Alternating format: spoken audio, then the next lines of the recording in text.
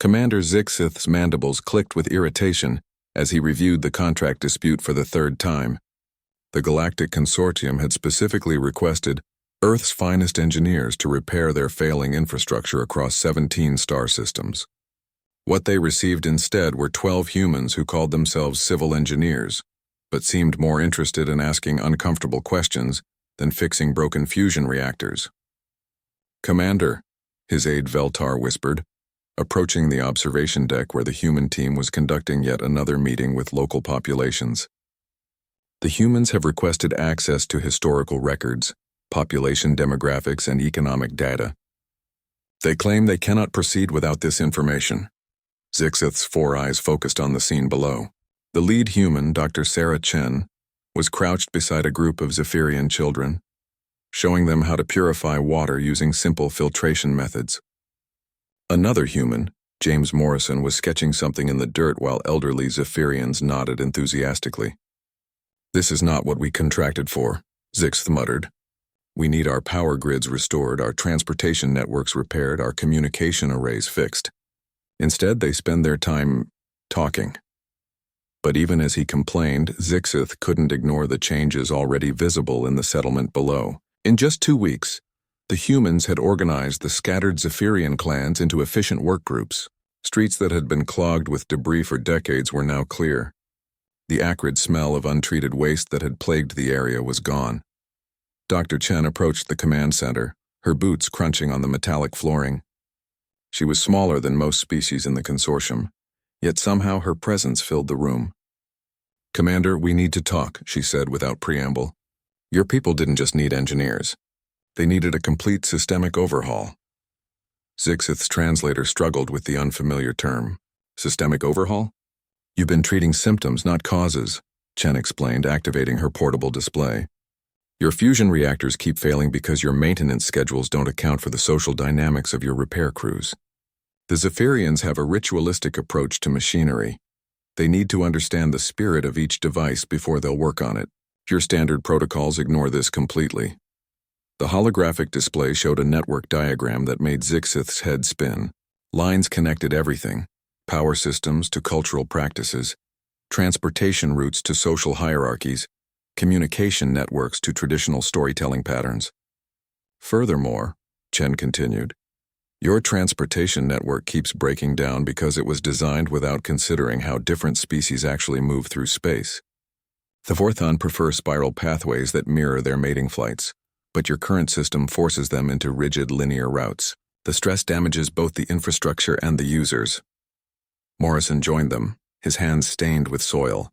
"We've been working with the agricultural teams," he reported to Chen. "The food distribution problems aren't technical failures. They're cultural disconnects. The Klaxians won't share resources with the Nethri because of a territorial dispute that dates back 3 centuries. But if we redesign the storage facilities to honor both species' territorial markers—" "You're social engineers," Zixith realized, the translator finally catching up with the concept. Chen smiled. "Civil engineers. We don't just build infrastructure. We build the foundations that allow civilizations to thrive. Roads, bridges, water systems, power grids. These aren't just technical challenges. They're social contracts made manifest in steel and stone." Over the following months, Zixith watched in fascination as the human team systematically transformed each world they touched.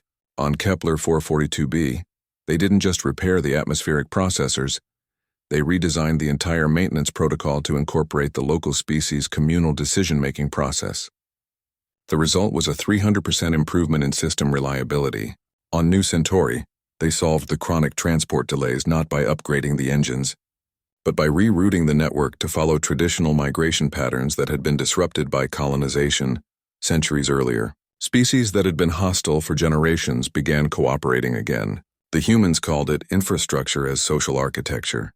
Every pipe, every cable, every foundation was designed to strengthen community bonds rather than simply move resources from point A to point B. Dr. Chen, Zixith found himself asking during one of their progress reviews, "Why does Earth produce engineers like you?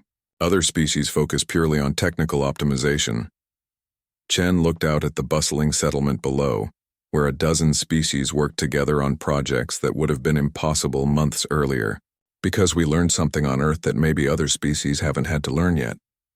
Which is, that infrastructure without community is just expensive garbage waiting to break down. We spent millennia building roads that divided us, walls that separated us, systems that served only the powerful.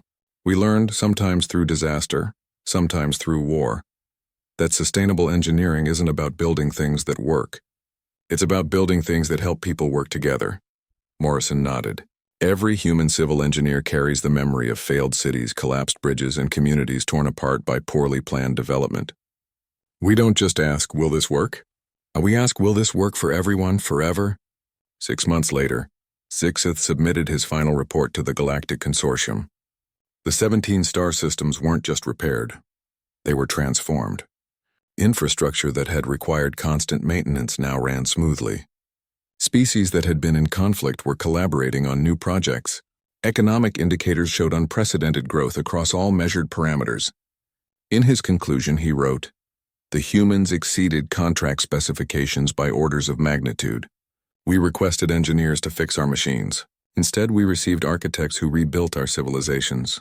It is recommended that future contracts with Earth specify exactly what type of impossible miracle we actually want them to perform." The consortium approved the report, then immediately drafted a new contract. This time, they didn't want engineers. They wanted teachers.